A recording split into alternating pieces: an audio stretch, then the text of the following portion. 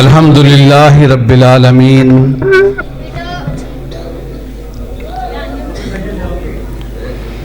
الحمد للہ رب العالمین الرحمن الرحیم مالک یوم الدین ایاک نعبد و ایاک نستعین اهدنا الصراط المستقيم صراط الذين أنعمت عليهم غير المغضوب عليهم ولا الضالين آمین۔ ایک کو ذرا کٹا دے، آواز موٹی کر دے، ایک کو کٹا دے، ختم کر دے۔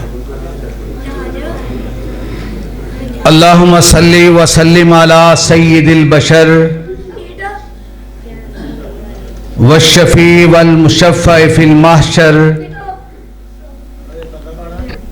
الذی ختمت به النبیین وعلیت درجته فی العلیین ووصفته فی کتابک المبین فقلت وانت اصدق الصادقین واحسن القائلین وما ارسلناک الا رحمۃ للعالمین۔ اما بعد فاعوذ باللہ من الشیطان الرجیم ومن احسن قولا ممن دعا الی اللہ وعمل صالحا وقال اننی من المسلمین۔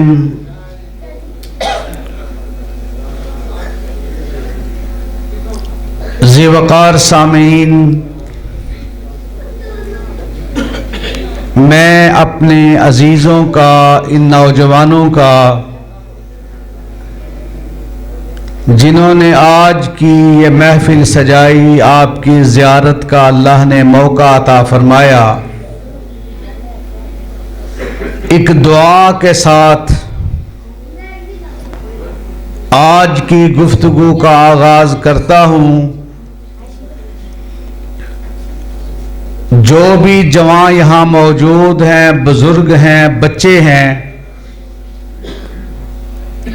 ہم میں سے یقیناً کوئی ایک ایسا ضرور ہوگا، اللہ کرے ہر ایک ہی ایسا ہو کہ جس کی دعا اللہ رد نہیں کرتا۔ اللہ سے دعا کریں جس طرح مسجد میں اس حوض میں ہم اکٹھے ہیں، اللہ ہم سب کو رسول اللہ کے حوض پر بھی ایسے ہی اکٹھا فرما دے۔ سامعین، ان نوجوانوں کی محنت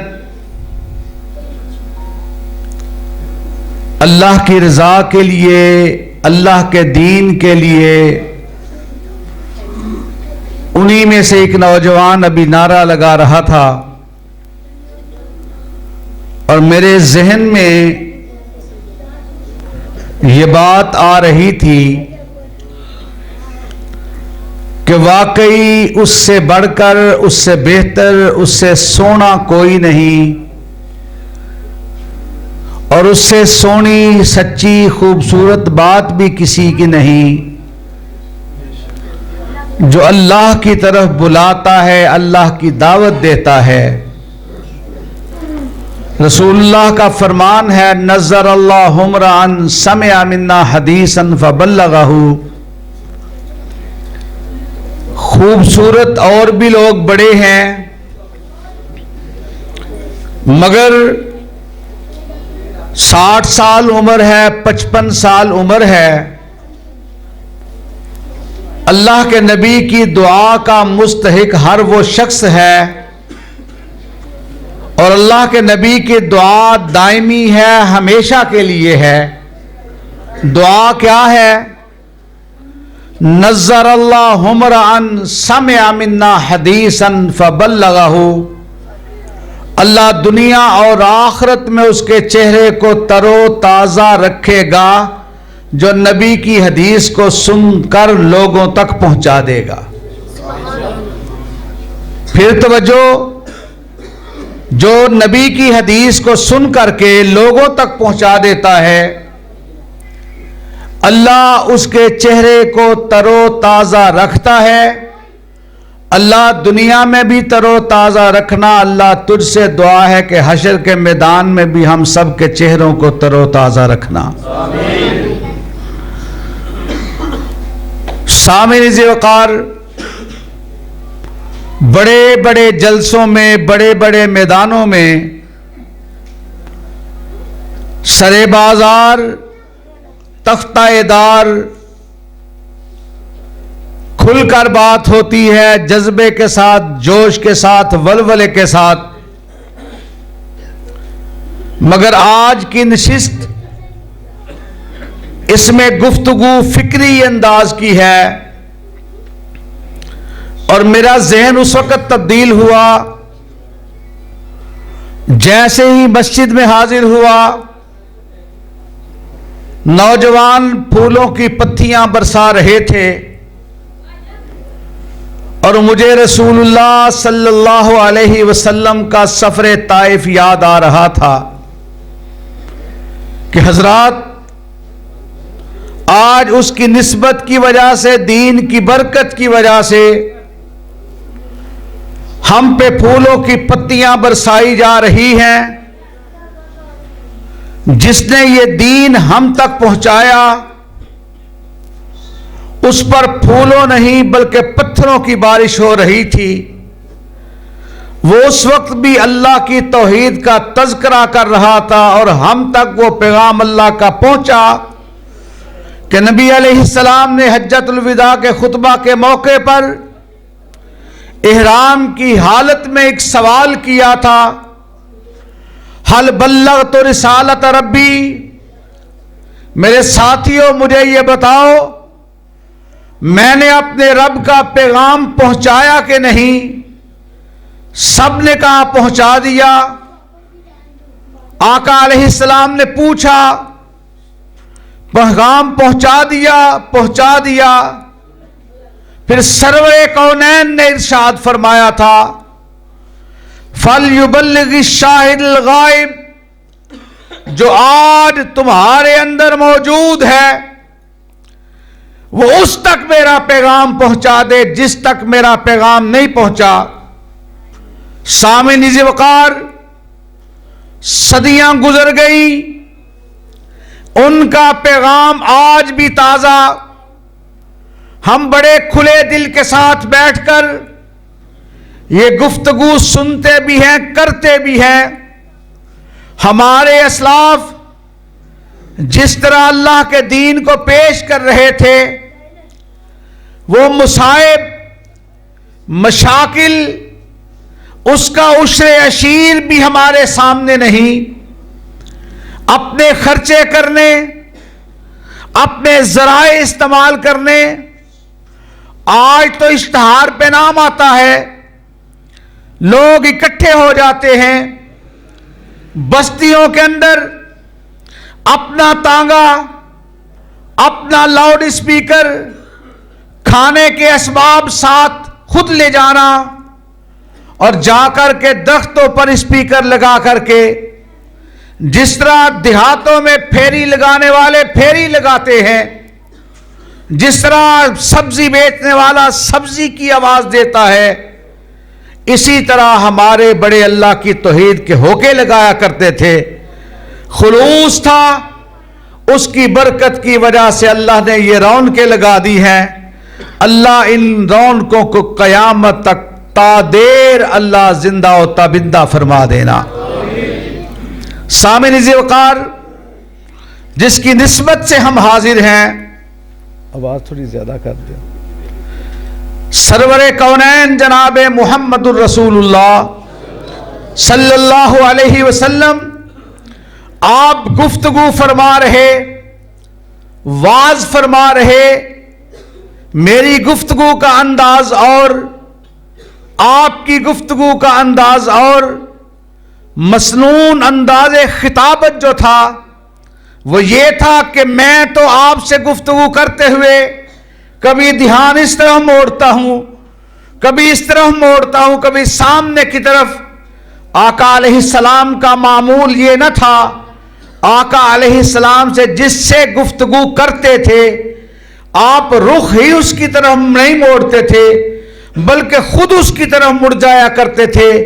حدیث کے الفاظ ہیں، جب تک اگلا بات مکمل نہ کر لیتا، آپ عقل کل کے مالک، آپ اللہ رب العزت کے رسول پیغمبر، مگر اس کے باوجود جب تک اگلا بات مکمل نہ کر لیتا آقا علیہ السلام دھیان نیچے کرتے ہوئے اگلی کی بات کو مکمل توجہ سے سنتے چلے جاتے تھے۔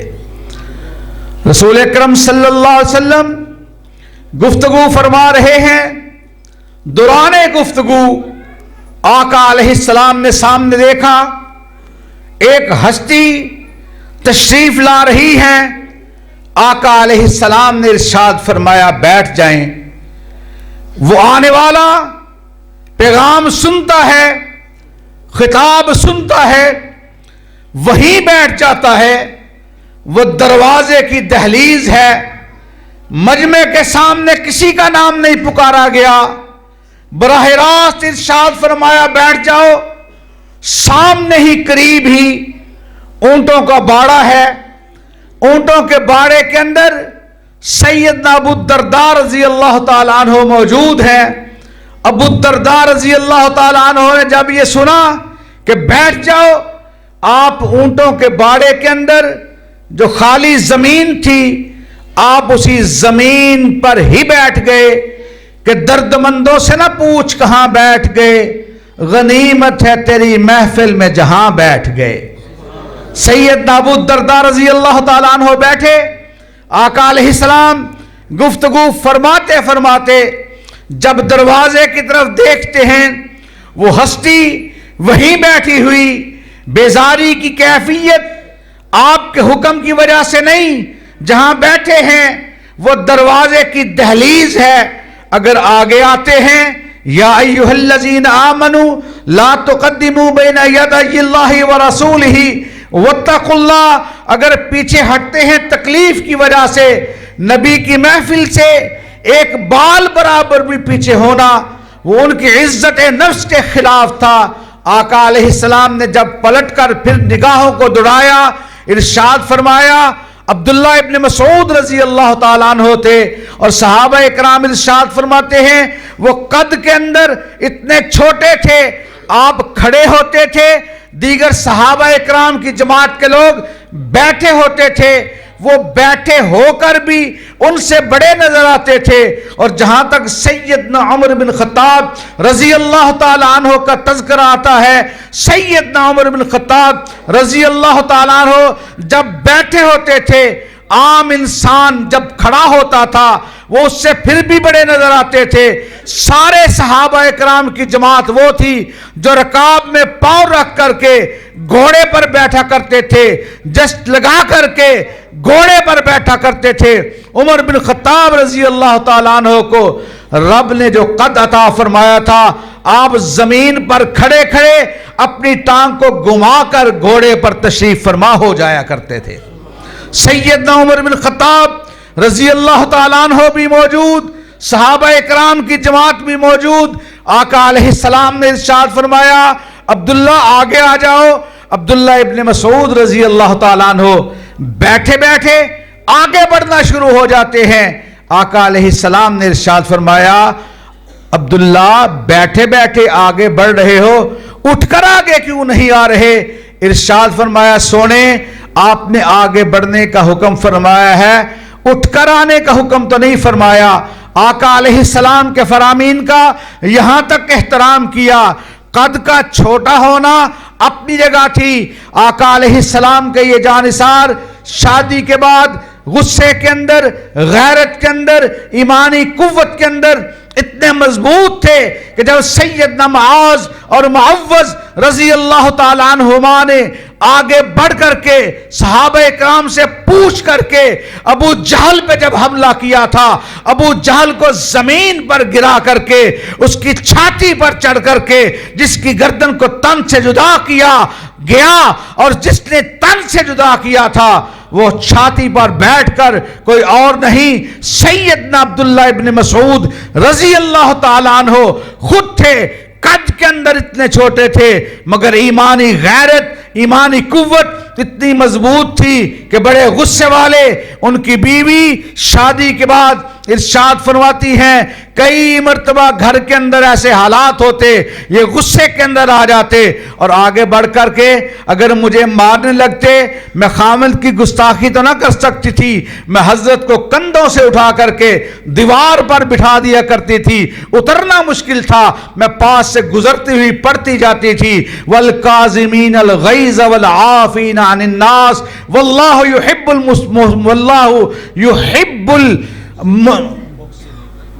یحب المحسنین۔ جزاکم اللہ خیرہ، کہ اللہ رب العزت احسان کرنے والوں سے پیار کرتا ہے۔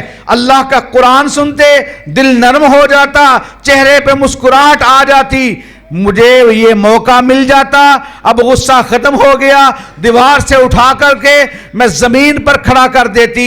یہی عبداللہ ابن مسعود رضی اللہ تعالیٰ عنہ کے بارے میں آتا ہے، ایک مرتبہ پیلو کے درخت پر چڑھ کر کے مسواکیں اتار رہے ہیں، صحابہ اکرام کی جماعت نے دیکھا، صحابہ اکرام کے چہرے پر مسکراہٹ آ گئی، اتنے میں عبداللہ ابن مسعود رضی اللہ تعالیٰ عنہ کی طرف دیکھا، آنکھوں میں پانی آیا، وہ پانی آنسوؤں کا ابھی ٹپکا نہیں کہ میں تو اس وقت سے ڈرتا ہوں کہ وہ پوچھ نہ لے یہ اگر ضبط کے آنسو تھے تو ٹپکے کیسے۔ عبداللہ ابن مسعود رضی اللہ تعالیٰ عنہ کے بارے میں یہی کہوں گا ان آنسوؤں کے بارے میں کہ کسی کے ایک آنسو پر ہزاروں دل دھڑکتے ہیں، کسی کا عمر بھر رونا یوں ہی بیکار جاتا ہے۔ آنکھوں میں آنسو چمکا، اللہ کے نبی جناب محمد رسول اللہ صلی اللہ علیہ وسلم دیکھتے ہیں، صحابہ اکرام کی جماعت بھی مسکرائی ہے، کائنات کے امام بھی مسکراتے ہیں۔ آقا علیہ السلام نے رونے کا سبب پوچھا، رونے کی وجہ یہ ہے کہ میرا قد چھوٹا ہے، میرا کپڑا، میرا تہمد تھوڑا سا پنڈلی سے ہٹا، یہ چھوٹی سی پنڈلی دیکھ کر کے میرے ساتھی مسکرا رہے تھے، مجھے ان کے مسکرانے کی وجہ سے تکلیف محسوس ہوئی۔ آپ تو بتائیں ان کے مسکرانے کے بعد پھر آپ کو جب مسکراتے ہوئے دیکھا، یہ آپ جانتے ہیں، اللہ جانتے ہیں مسکرانے کی وجہ اور سبب کیا ہے۔ آقا علیہ السلام نے ارشاد فرمایا ان کے مسکرانے کی وجہ تو یہ ہو سکتی ہے مگر جب میں مسکرایا عرش معلیٰ سے اللہ رب العزت نے جبریل امین کے ذریعے پیغام بھجوا دیا کہ سونے عبداللہ ابن مسعود رضی اللہ تعالیٰ عنہ کو مبارک دے دیجئے، یہ چھوٹی سی پنڈلی جس سے کپڑا ہٹا ہے اگر ایک ترازو کے اندر احد پہاڑ کو رکھ کر کے دوسرے ترازو کے اندر یہ چھوٹی سی پنڈلی کو رکھ کر کے جب ترازو کو اٹھایا جائے گا نامہ اعمال میں یہ پنڈلی بھاری نکلے گی۔ اور آقا علیہ السلام نے جسے بھی بٹھایا ارشاد فرمایا، حکمت ہوئی، آقا علیہ السلام گفتگو فرما رہے، واز فرما رہے، آقا علیہ السلام کی محفل کے اندر ایک شخص آیا، آ کر بیٹھا، آقا علیہ السلام نے اس دکھیارے کو دیکھا، آقا علیہ السلام نے اس سے رونے کا سبب پوچھا، پریشانی کی وجہ پوچھی، کہنے لگا اللہ کے نبی جی مسند احمد کے اندر یہ واقعہ موجود ہے، اللہ کے نبی جی میں گھر سے نکلا ہوں بڑی تکلیف کے ساتھ، بڑی پریشانی کے ساتھ، اللہ کے نبی جی میرے دکھوں کا مداوع کر دیجئے۔ آقا علیہ السلام نے پوچھا وجہ تو بتا، سبب تو بجا، تیری آنکھوں کے اندر آنسو کیوں ہیں، تیرے رونے کا سبب کیا ہے، تیرے پریشانی کی وجہ کیا ہے؟ کہا سونے میں غریب آدمی، میں مزدور آدمی، میں محنت و مشقت کرنے والا، میری چھوٹی سی کٹیا، میری چھوٹی سی جھونپڑی، اس کے ساتھ بہت بڑا زمینوں کا ایک جاگیردار مالک ہے، اس کے کھیت کے اندر ایک کھجور اگی ہوئی ہے جس کی بنیاد جس کی بنیاد اس کے کھیت کے اندر وہ ٹیڑھی کھجور جھکی ہوئی میرے گھر کے اندر کھجوریں پک کر کے جب گرتی ہیں، اللہ کے نبی جی یہ گری ہوئی کھجوروں کو واپس بھی لے لیتا ہے، اور اگر میرے بچے وہ کھجوریں اٹھا لیں بھوک کو مٹانے کے لیے یہ میرے گھر میں آ جاتا ہے، میرے بچوں کو مارنا شروع کر دیتا ہے۔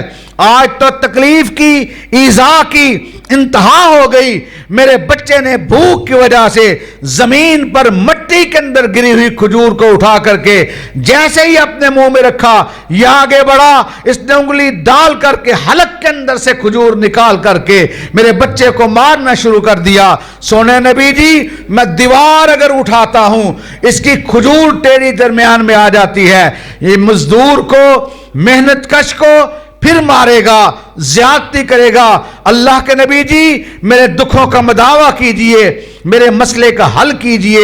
آقا علیہ السلام نے ایک صحابی رسول کو بھجوایا، کہا جائیے جا کر کے اس ساتھی کو بلوا کر لائیے، اور آقا علیہ السلام نے بلوا کر لانے کے بعد بٹھایا، ارشاد فرمایا یہ تیری ٹیڑھی کھجور ہے؟ جی اللہ کے نبی یہ میری ٹیڑھی کھجور ہے۔ کہا میں تیرے ساتھ ایک سودا کرنا چاہتا ہوں۔ کہا اللہ کے نبی جی حکم فرمائیں۔ فرمایا یہ ٹیڑھی کھجور تو اس کو دے دے، میں تیرے ساتھ جنت کی کھجور کا وعدہ کرتا ہوں۔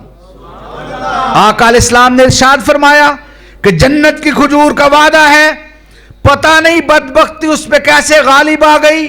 آقا علیہ السلام نے ارشاد فرمایا اس کی زبان سے اقرار کی بجائے انکار نکلا۔ وَأَمَّا الَّذِينَ سُعِدُوا فَفِي الْجَنَّةِ وَأَمَّا الَّذِينَ شَقُوا فَفِي النَّارِ، یہ بدبختی، شقاوت اس پہ غالب آ جاتی ہے۔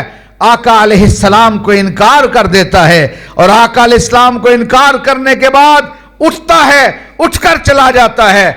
مجمع کے اندر ایک شخص بیٹھا ہوا ہے، مسند احمد کے اندر اس شخص کے نام کا تذکرہ ہے، اس کا نام ہے ابو الدہداء رضی اللہ تعالی عنہ، رسول اللہ کے صحابی ہیں، آقا علیہ السلام کے جانثار ہیں۔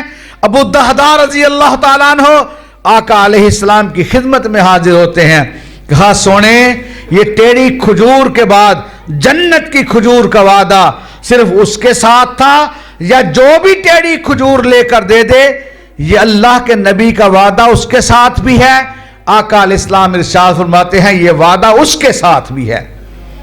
وہ اٹھا، اس چودھری کے دروازے پر جا کر دستک دی، وہ چودھری باہر نکلا، کہا چودھری تیری ٹیڑھی کھجور زمین سمیت میں لینے کے لیے آیا ہوں، مانگ مجھ سے کیا مانگتا ہے؟ چودھری نے پھر انکار کیا، کہا چودھری اس کھجور کے بدلے 2 کھجوریں لے دے، میں اس کھجور کو لے کر جاؤں گا۔ سودا بڑا، اس نے پھر اصرار کیا، کہا 5 کھجوریں لے لے، زمین بھی لے لے، پھر سودا نہ ہوا، کہا 10 کھجوریں لے لے، زمین بھی لے لے۔ وہ غصے کے اندر، اشتعال کے اندر آ کر انکار کرتا رہا، اصرار کرتا رہا، تکرار بڑھتا چلا گیا، آخر یہ اس کے دروازے پہ کھڑا ہو گیا اور کہتا ہے جب تک تجھ سے یہ ٹیڑھی کھجور نہیں لے لیتا میں تیرے دروازے سے ہلوں گا نہیں۔ مانگ کیا مانگتا ہے؟ بڑے غصے کے اندر آ کر کہتا ہے سنو، اگر یہ ٹیڑھی کھجور لینا چاہتے ہو میں تجھ سے تیرا پورے کا پورا باغ لوں گا۔ اور روایت کے اندر آتا ہے 1-2 نہیں، باغ کے اندر 600 پکی ہوئی کھجوریں لگی ہوئی، لوگوں کی کھجوریں پھل سال کے اندر 1 مرتبہ دیتی ہیں، ابو الدہداء کا باغ ہے یہ سارے کا سارا سال ہی پھل دیتا ہے۔ 600 کھجوریں، میٹھے پانی کا کنواں، بڑا بہترین فارم ہاؤس، 4 دیواری، اور اس کی اسی باغ کے اندر دنیا کی بہترین رہائش گاہ باغ کے اندر موجود ہے۔ اور اس باغ کے بارے میں آتا ہے کہ خالی ٹوکرا بغیر کھجور کو ہلائے ہوئے، بغیر پھل کو اتارے ہوئے، خالی ٹوکرا سر پر رکھ کر کے ایک کونے سے دوسرے کونے کا سفر بعد میں ختم ہوتا تھا، کھجوروں کا ٹوکرا گری ہوئی کھجوروں سے، پکی ہوئی کھجوروں سے بھر جایا کرتا تھا۔ اس کی زبان سے جب نکلا نا کہ 600 کھجوروں کا باغ لوں گا، تیرا گھر لوں گا، میٹھے پانی کا کنواں لوں گا، سارا ساز و سامان لوں گا، اگر اس کھجور کے بدلے تجھے یہ سودا منظور ہے تو اس کھجور کے بدلے سارا باغ مجھے دے دے۔ وہ بڑی مسکراہٹ کے ساتھ، خوشی کے ساتھ کہتا ہے اللہ کی قسم مجھے یہ سودا منظور ہے۔ بات ہے یقین کی، بات ہے ایمان کی۔ اس بات کو مزید ذہن میں رکھیں، من احب سنتی فقد احبنی ومن احبنی کان معی فی الجنہ۔ سرکار نے ارشاد فرمایا جو میرے فرمان پر، میرے کردار پر، میرے طریقے پر عمل کرتا ہے، میری سنت سمجھ کر کے محبت کرتا ہے، اس محبت کی وجہ سے اللہ اسے جنت میں میرا ساتھ نصیب فرما دے گا۔ اور ساتھ بھی پتہ ہے کیسا؟ ایک ساتھ تو یہ ہے کہ کوئی کسی کا ہاتھ پکڑے اور کہے میں فلاں حضرت کی بیعت ہوں، فلاں پیر کی بیعت ہوں، ان سے بڑا نصیبوں والا کون ہوگا جسے جنت میں آقا علیہ السلام اپنے ہاتھوں سے پکڑیں گے اور اپنے ہاتھوں سے پکڑ کر جنت الفردوس میں ساتھ لے جائیں گے۔ رسول اللہ نے ارشاد فرمایا صبح 3 مرتبہ جو شخص یہ پڑھتا ہے رضیت باللہ ربا وبالاسلام دینا وبمحمد نبیا، میں اللہ کی رضا پہ راضی، نبی کی محبت پہ راضی، آقا علیہ السلام کی رسالت پہ راضی، دین اسلام پہ راضی، جو شخص 3 مرتبہ صبح یہ پڑھ لیتا ہے، شام کو 3 مرتبہ یہ پڑھ لیتا ہے، حشر کا جب میدان ہوگا ماؤں کا اپنے جسموں کے ساتھ لپٹے ہوئے بچے کا ہوش نہیں ہوگا، لوگ نشے کے عالم میں نہیں ہوں گے مگر لگتا ہے لوگ نشے کے عالم کے اندر ہوں گے۔ ماں اپنی جگہ، باپ اپنی جگہ، یوم یفر المرء من اخیہ وامہ وبنیہ وصاحبتہ واخیہ۔ اللہ رب العزت کا قرآن کہتا ہے بھائی کو بھائی یاد نہیں آئے گا، ماں کو اولاد یاد نہیں آئے گی، اولاد کو والدین یاد نہیں آئیں گے۔ اس دن اللہ رب العزت کی بارگاہ میں سارے کے سارے حاضر ہوں گے، اللہ اور بندے کے درمیان ترجمان کوئی نہیں ہوگا۔ اللہ رب العزت پوچھیں گے، اور آج کا دن ہے لا یغادر صغیرۃ ولا کبیرہ الا احصاها ووجدوا ما عملوا حاضرا ولا یظلم ربک احدا۔ آج آنکھ کے بارے میں، آج ہاتھ کے بارے میں کسی سے نہیں بلکہ یہ براہ راست چیزیں بول کر کے اللہ رب العزت اپنے علم کے ذریعے اتنا باخبر ہے کہ میرے بارے میں آپ کچھ بھی سوچیں، ساتھ والے کو علم نہیں آپ کے بارے میں میری کیا سوچ ہے، مجھے علم نہیں، اور حقیقت یہ ہے مجھے بھی علم نہیں، آپ کو بھی علم نہیں، ساتھ والے کو علم نہیں۔ اللہ رب العزت کی ذات وہ ہے یعلم خائنۃ الاعین وما تخفی الصدور، وہ نظروں کی خیانتوں کو بھی جانتا ہے، دلوں کی کدورتوں کو بھی پہچانتا ہے۔ وہ اللہ رب العزت حشر کے میدان میں براہ راست ہر انسان سے ہر گفتگو براہ راست فرمائے گا۔ آدم علیہ السلام کی اولاد قدم حرکت نہیں کر سکیں گے۔ اللہ کا قرآن، نبی علیہ السلام کا فرمان اس بات پر گواہ ہے لا یزال قدم ابن آدم حتی یسأل عن خمس۔ آدم علیہ السلام کی اولاد قدم حرکت نہیں کر سکیں گے جب تک کہ رب کے 5 سوالوں کا جواب نہ دے دے۔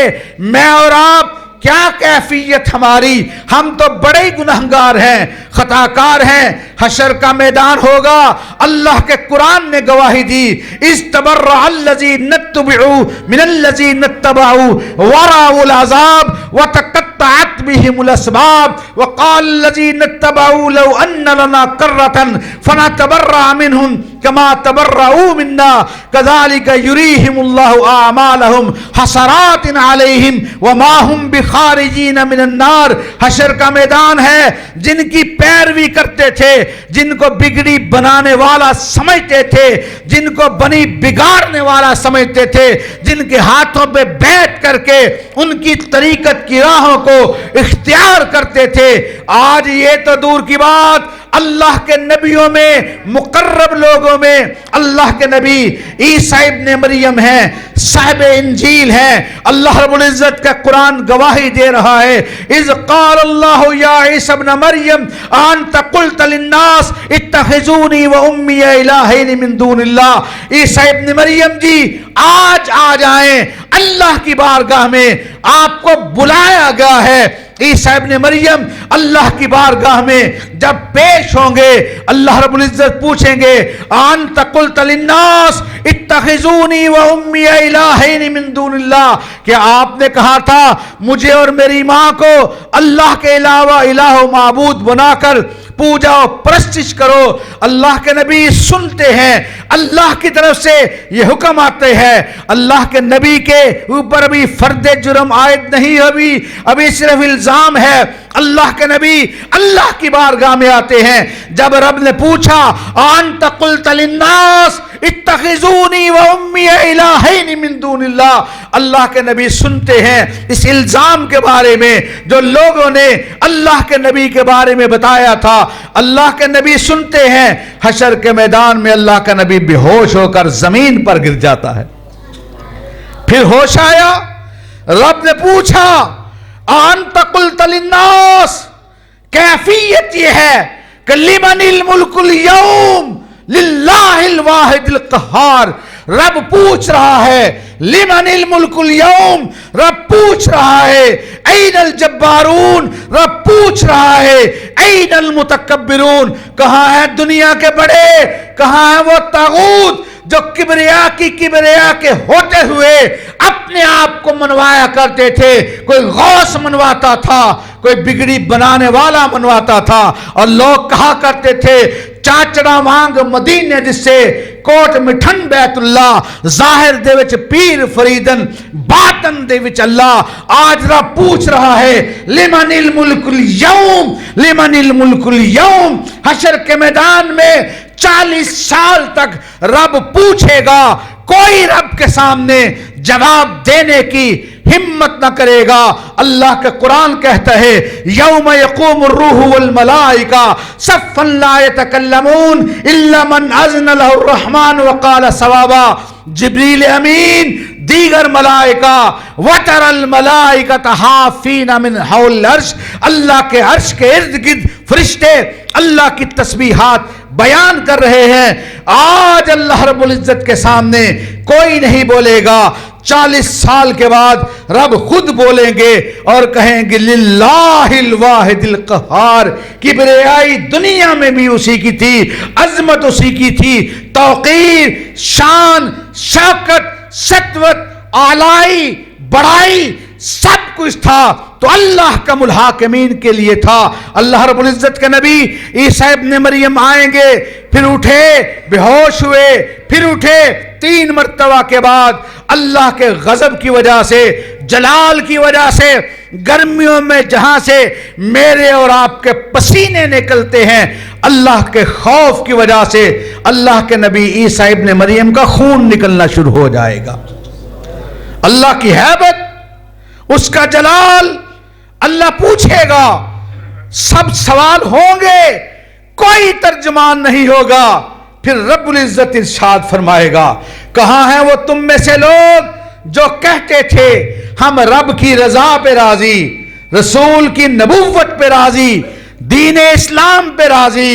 اللہ جی وہ ہم تھے، ہم کہا کرتے تھے، اور سب کہیں انشاءاللہ وہ ہم ہوں گے، سب کہیں انشاءاللہ وہ ہم ہوں گے، انشاءاللہ وہ ہم ہوں گے اللہ کے فضل سے، رسول سے محبت کی وجہ سے، برکت کی وجہ سے۔ اللہ ارشاد فرمائیں گے آج سب سے حساب ہوگا، مگر میری رضا پہ راضی رہنے والوں، میرے نبی کی نبوت کو ماننے والوں، دین اسلام کو ماننے والوں، آج سب سے حساب ہوگا۔ میں بغیر حساب و کتاب کے تمہیں جنت عطا کر کے میں تمہیں راضی کر دوں گا۔ رسول اللہ فرماتے ہیں پھر میں آگے بڑھوں گا، میں آگے بڑھ کر کے ان ایمان والوں کو اپنے ہاتھوں سے پکڑوں گا، اور ہاتھوں سے پکڑوں گا ہی نہیں، میں اللہ رب العزت کی جنت الفردوس میں ایمان والوں کو اپنے ساتھ لے کر جنت میں داخل ہو جاؤں گا۔ ذی وقار سامعین، نبی سے محبت کی برکت کی وجہ سے اللہ یہ عزت عطا فرما دے گا۔ آج وہ شخص جو دنیا میں جنتوں کو حاصل کرنے والا ہے، ابو دہدہ رضی اللہ تعالیٰ عنہ اسے پکڑتے ہیں اور پکڑ کر کے اپنے باغ کے پاس، گیٹ کے پاس لے جاتے ہیں، اور گیٹ کے پاس لے جا کر کے کہتے ہیں کچھ دیر کے لیے کھڑا ہو جا، میں فوری طور پر جاتا ہوں، اور ساتھ ہی تلقین کرتے جاتے ہیں دیکھنا چلے نہ جانا، میں ابھی لوٹ کر آتا ہوں۔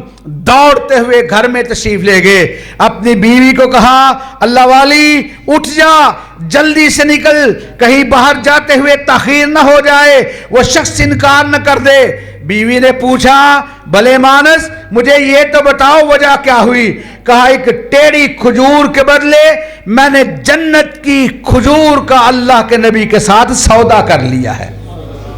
بیوی نے یہ نہیں کہا یہ کیسے ممکن ہے، ضرب و تقسیم نہیں کی، حدیث کے الفاظ ہیں، مسند احمد کی روایت ہے، اس عورت نے کہا ربح البیع، اللہ کی قسم تو نے بڑا ہی بہترین سودا کر لیا۔ یہ گیا باہر نکلا، بھائی یہ باغ تیرا، ٹیڑھی کھجور مجھے دے دے۔ وہ باغ کے دروازے پر کھڑا ہو کر کہتا ہے ابو دہدہ لگتا ہے تجھے بات کی سمجھ نہیں آئی۔ کہا کیا ہوا؟ وہ ایک ٹیڑھی کھجور ابھی آندھی آئے گر جائے، اس کے بدلے تو سارا ہی باغ دے رہا ہے، لگتا ہے تجھے بات کی سمجھ نہیں آئی۔ ابو دہدہ کہتے ہیں اللہ کی قسم مجھے سمجھ آ گئی، تجھے سمجھ نہیں آئی۔ آقا علیہ السلام نے ارشاد فرمایا ہے کہ جو ٹیڑھی کھجور لے کر دے دے گا میں اس کے ساتھ جنت کی کھجور کا وعدہ کرتا ہوں۔ تو نے تو سودا ہی بڑا سستا کر لیا، کاش کہ تو کہتا میں ساری زندگی تیری غلامی کروں، میں تیار تھا، ساری زندگی تیری ساتھ محنت کروں تیار تھا، میرے بچے تیری خدمت کرتے، ہمیں یہ سودا منظور تھا۔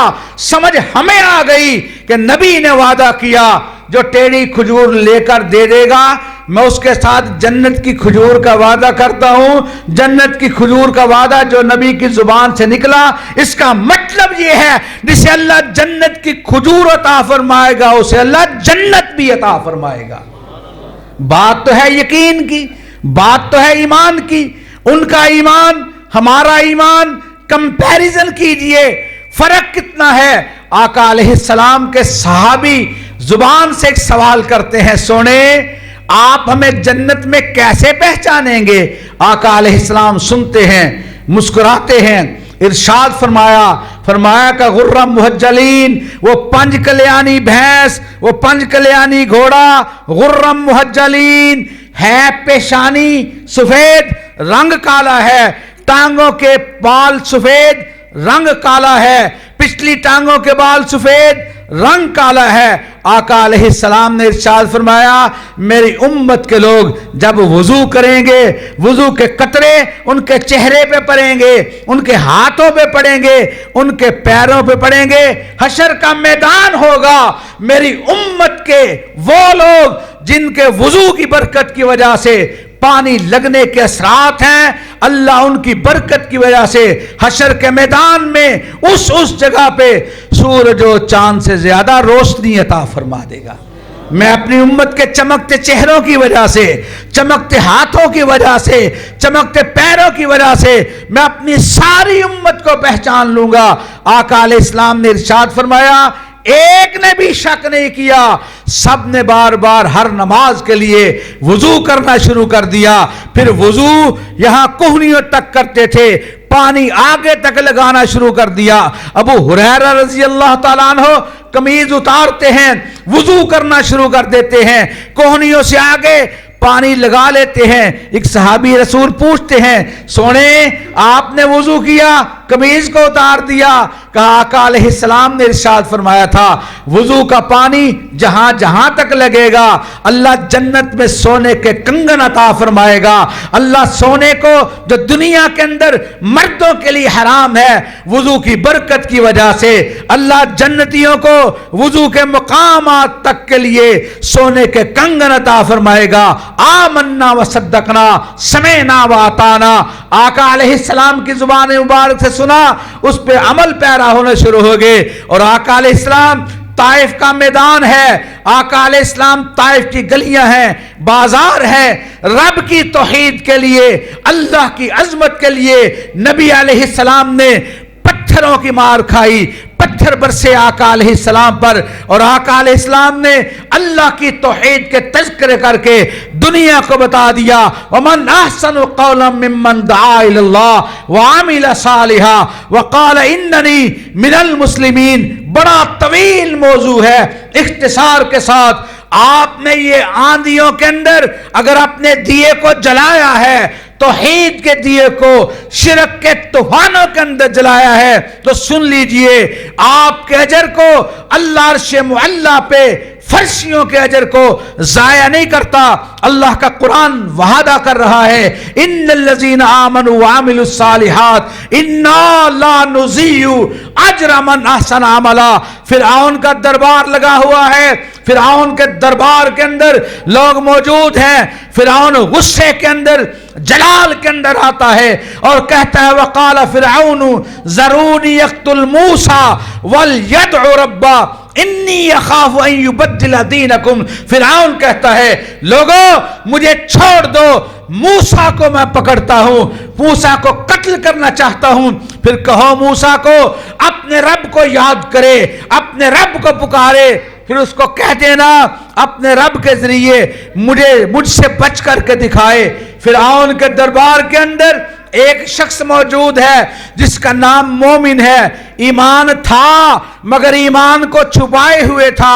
اللہ رب العزت نے اس کا تذکرہ اپنے قرآن کے اندر کیا وقال رجل مؤمن من آل فرعون یکتم ایمانہ اتقتلون رجلا ان یقول ربی اللہ۔ بڑے دربار کے اندر کھڑا ہوا، ایمان تو پہلے بھی تھا مگر ایمان کو چھپائے ہوئے تھا۔ جب سنا نا اس بدبخت نے رب کی توحید کو للکارا ہے، وہ کیا کہتا ہے اتقتلون رجلا ان یقول ربی اللہ۔ اس شخص کو قتل کرنا چاہتے ہو جو کہتا ہے میرا رب اللہ ہے، اللہ کی دہائی دے رہا ہے۔ اس کو پکڑوا کر کے مارا گیا، لہو لہان کیا گیا۔ فرعون کے دربار کے اندر اس کے بارے میں باہر نکل کر اطلاع کرنے والا کوئی نہ تھا، مگر اللہ کا وعدہ ہے ان الذین آمنوا وعملوا الصالحات انا لا نضیع اجر من احسن عملا۔ جو اللہ کے لیے ایک قدم بھی اٹھا لیتا ہے اللہ اس کے اجر کو ضائع نہیں کرتا۔ فرعون کے دربار کے اندر اس نے اللہ کی توحید کا تذکرہ کیا، سیدنا علی المرتضیٰ رضی اللہ تعالیٰ عنہ اور دیگر صحابہ اکرام کی جماعت موجود ہیں، تذکرہ شروع ہو گیا۔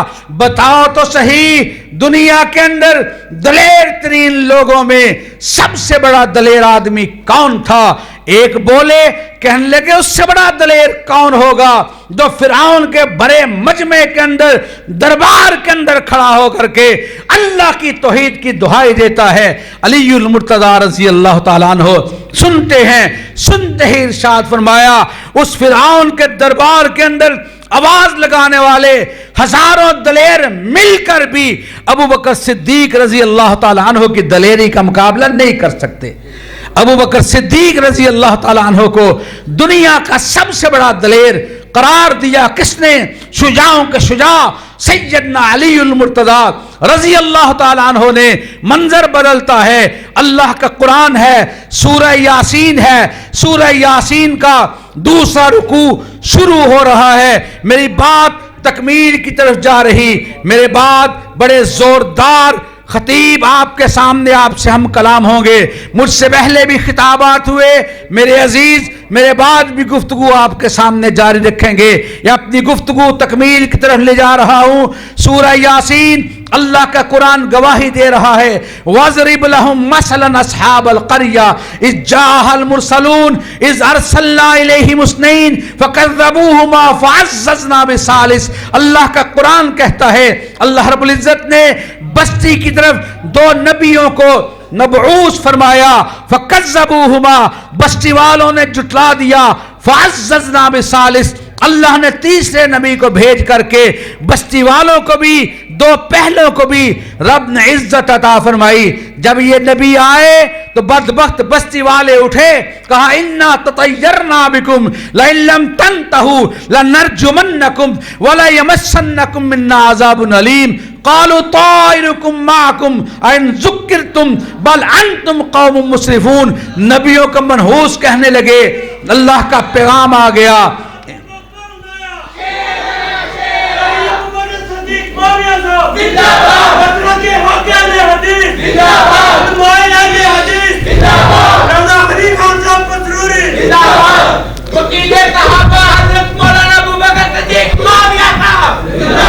حضرات, اللہ کے نبیوں کو منحوس کہنے لگے, استغفر اللہ معاذ اللہ, اور کہنے لگے انا تطیرنا بکم لئن لم تنتہوا لنرجمنکم ولا یمسنکم منا عذاب علیم. اللہ کا قرآن کہتا ہے قالوا طائرکم معکم, ابھی یہ گفتگو جاری ہے, مباحثہ جاری ہے.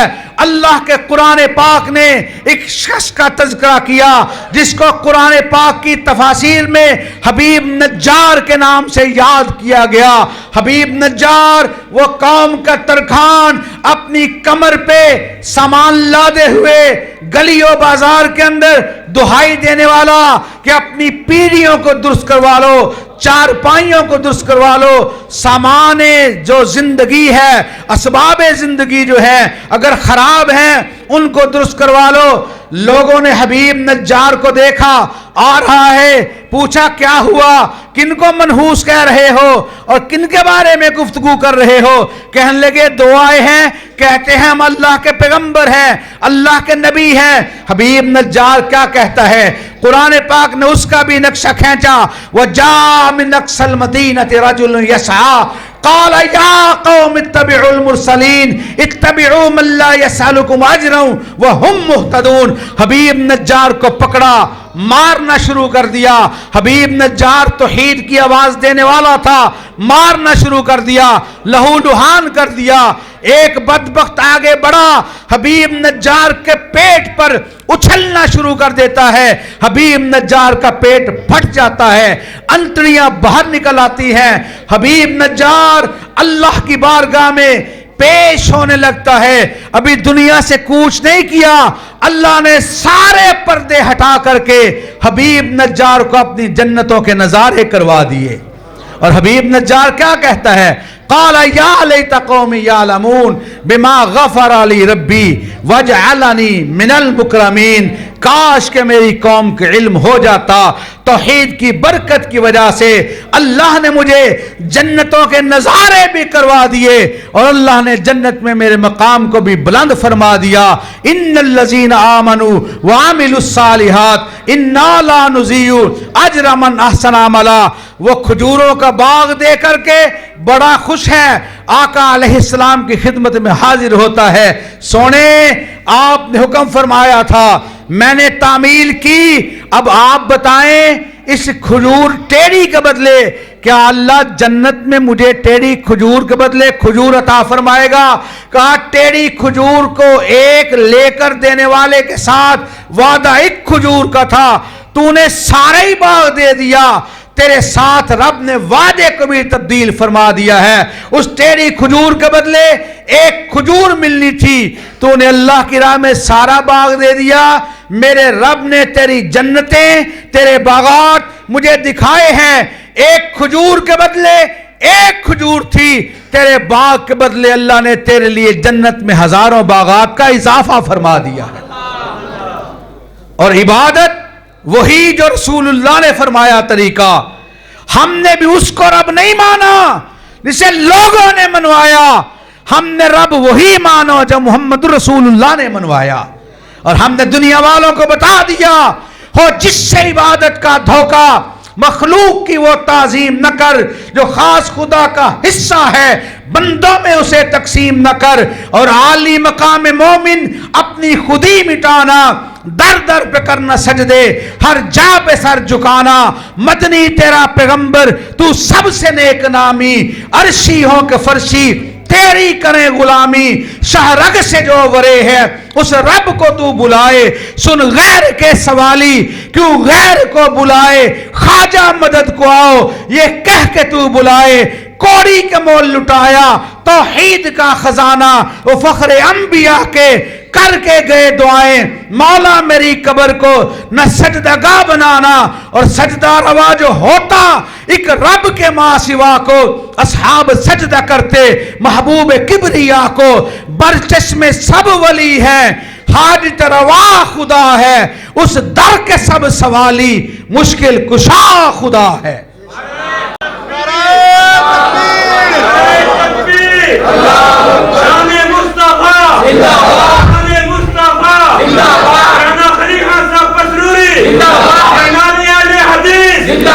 اور حضرات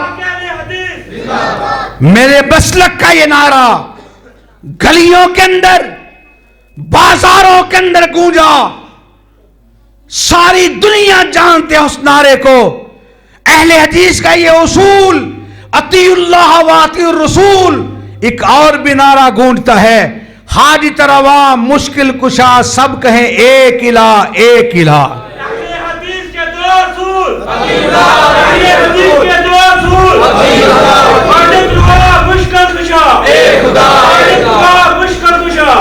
میرے کول آؤ میرے کول آؤ کٹھے نعرہ لانے تھے آؤ حاجت روا مشکل کشا حاجت روا مشکل کشا